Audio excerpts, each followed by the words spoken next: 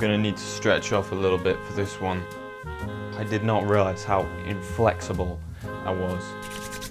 I was begging that didn't fizz up then. But welcome back, everybody. Let's not waste some time. Let's get into it. You just hold on for 1 second. Oh, okay. Sublime! First topic at hand today is comparing yourself to others.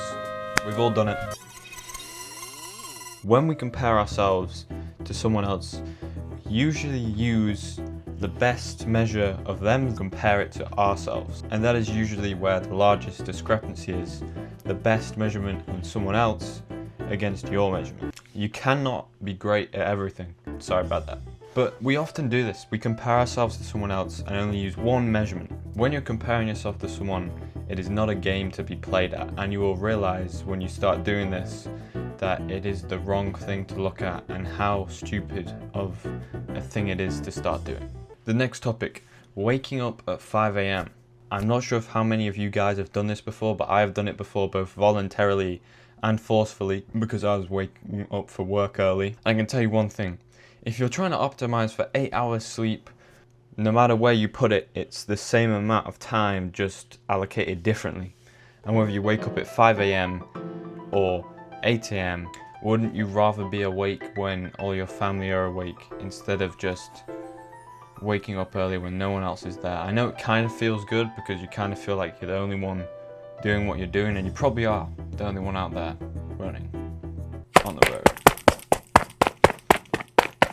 I'm not saying all people do that. Sometimes it's part of discipline, pushing yourself to work harder. Third thing is, we're always looking for something to worry about. The next thing that could possibly be there, and it's kind of inherent in our human characteristics to worry about things or have something to worry about, because if you weren't worrying about anything and you weren't being cautious, you'd probably die. In medieval or prehistoric times, you weren't worrying about where your food was coming from or a neighboring tribe coming to raid your village. This is probably a better time to start taming the beast a little bit and controlling what it is you're thinking about and worrying about. And it takes a lot of mindful, conscientious actions to do that.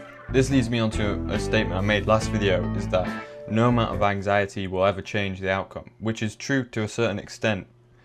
But you've got to be able to discern between the anxieties which mean nothing and you cannot change, and the controllable things which, having a bit of anxiety, will actually change the outcome because you can take action on it. Sometimes it's good to have anxiety about how you'll do in exams because it means you care and you're going to go revise more. But to a certain extent, you've got to keep that under a certain level of anxiety, because if you're just over the top about it, you could end up being in the room for a whole day and getting no sleep when you should have just slept for 8 hours instead of revising. You probably will get better at this as time goes on, realizing what matters and what doesn't. At least I hope so. I hope that happens. When I was 12, I watched the movie 2012, I think that's it, about where this big earthquake, tsunami, I think lots of things goes on. But yeah, I was terrified of going to the beach on holiday because I thought a tsunami would wipe me out. Next thing I want to talk about is the importance of history.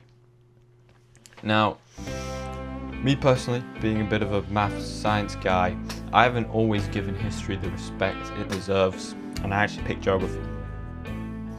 No offense to geography.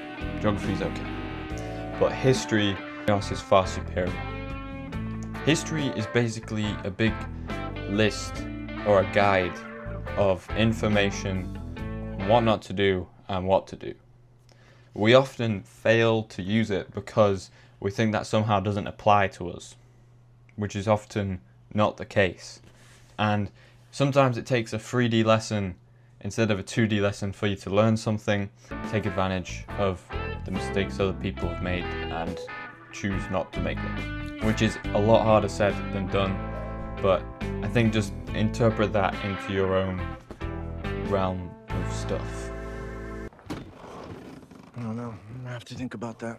The next thing I want to talk about is decisiveness. I'm going to be honest, I'm not a very decisive person. Making decisions is very hard, especially big ones which could have multiple repercussions, and you're trying to foresee the future events of things that could possibly happen. which is, like I said, you're not clairvoyant, you cannot predict the future, but you can kind of make some assumptions based on probabilities of things happening or past experiences.